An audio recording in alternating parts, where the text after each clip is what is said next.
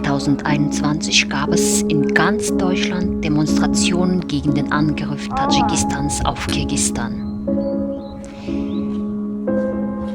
In den Städten Berlin, Frankfurt, Hamburg und München demonstrierten Angehörige der kirgisischen Minderheit in Deutschland für Frieden und gegen die tadschikischen Aggressoren. Es wurde gefordert, den Krieg sofort zu beenden und dass die Verantwortlichen durch internationale Tribunale zur Rechenschaft gezogen werden.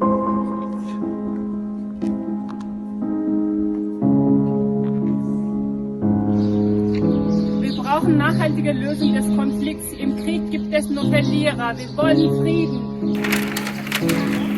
Auf kirgisischer Seite starben bisher mehr als 36 Menschen, darunter 33 Zivilisten. 149 weitere wurden verletzt. Bei den Gefechten wurden 107 Wohnhäuser, 2 Schulen, eine medizinische Versorgungsstelle, ein Kindergarten, 10 Tankstellen und 8 Läden zerstört.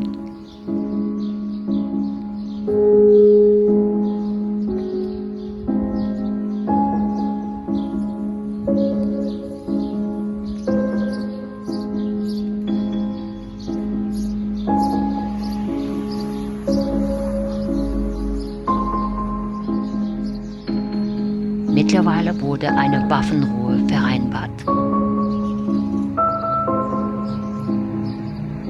Unser liebes Volk, und wir sind mit euch.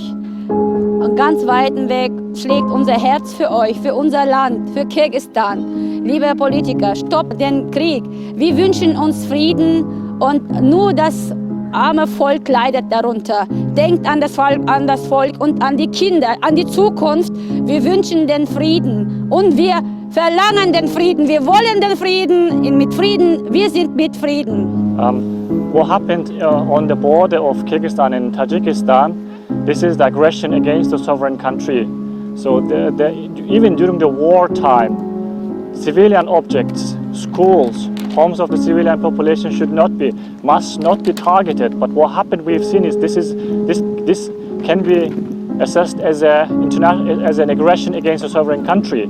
This must be stopped, and this can constitute a crime against the country, against the civilian population of the sovereign country. Please stop the war. We are for peace. The solution for the problem should be done through diplomatic negotiations. Stop the war. We are Kyrgyz community in Germany, in Frankfurt.